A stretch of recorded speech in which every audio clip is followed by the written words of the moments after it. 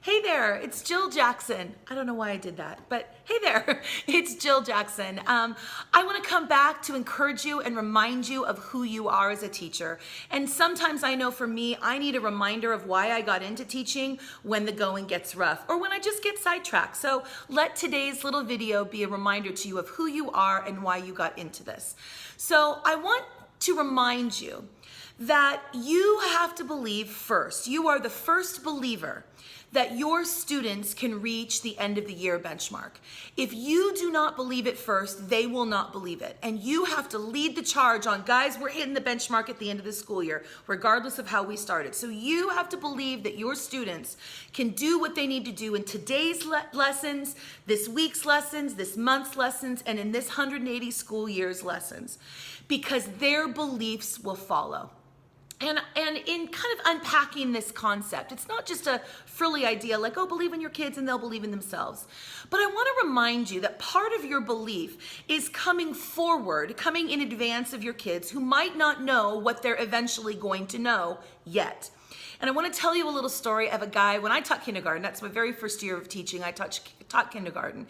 And I had a little guy named Zach. Now, Zach was a darling little guy, but he was one of those kids where you're like, oh my gosh, I'm so tired. And one of the days I remember being at school and I just was not feeling well. I think I was starting to get the flu. And I remember thinking, as I was going to work that day, Lord, please let Zach be absent. I just needed a break, right? So he was that kid. Love him, but like a lot, okay? Had to stay on him with his discipline and all of this kind of stuff. So I would teach, and I'm a big encourager of kids. Guys, we can do this. We can try it again. I know it seems hard, but we've got it. Whether I taught kindergarten or fifth grade or middle or high school, doesn't matter. I'm a big encourager of kids because I need that. And so I try to give that to kids, and I'm sure you're the same exact way. But it felt like over and over again, like I'm teaching this. And in this case, I was trying to teach Zach and all the other kids to read. And all of the other kids would start to, okay, they're getting it. They're getting Zach, not so much. So he was a challenge, discipline-wise, and engagement-wise, but he was also an academic challenge. And so I continued to encourage him, Zach, you can do this. We're going to keep going back to these letters. We're going to learn these sounds and so on and so forth. And I just kept believing. And I bet you there's a kid that you're thinking of that's popping up in your mind because you know you have to believe in these kids before they even believe in themselves. So I'm believing Zach is going to get this, but I'm sometimes wondering, like, is he going to get it, right? And one day I'm working with a small group over in a corner of the classroom, and the other kids were working with stations. I had an instructional aide for this one year. It was a gift. I don't know how it happened, but it never happened again. And so she was rounding out, working with the other kids while I was teaching this small reading group. And all of a sudden I hear, oh my gosh, oh my gosh, oh my gosh. And I'm thinking, somebody's been killed and I'm going to lose my teaching license. Of course, that's my first thought. I don't know, but it was my first year of teaching. It was hard. And so I stand up and I run over there and I'm like, what's going on? And Zach is at the little library area and he says, I can read. And I was like, oh my gosh, because I'm thinking, oh, you didn't die. You're now saying you can read. And I think this is a second miracle, right? He didn't die and he can read. So I said, read me. And lo and behold, he's taking that little decodable book and he's reading.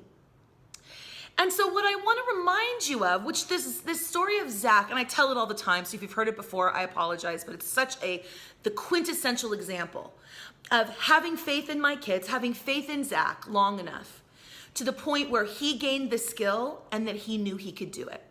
And so underneath this concept is this, that mastery of anything, whether kids mastering, in his case, the sounds and letters and putting them together and be able to read decodable words, right? Or maybe it's students understanding how a graphic organizer works in history so then they can write a paper on it. Or maybe it's a math equation or a problem, something that they've really struggled with and finally they got it.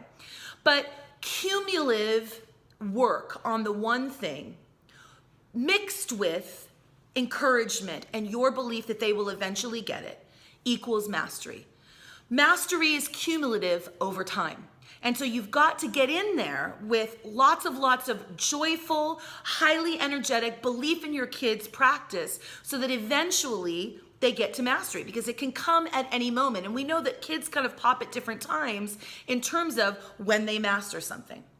And so I want you to communicate your belief in kids by saying to them things like, we're going to get this. We've got this. you're on it. It may not be today, but it's gonna be tomorrow. Or we're strong, we're smart, we can do this. All those little tiny things you weave throughout your school day.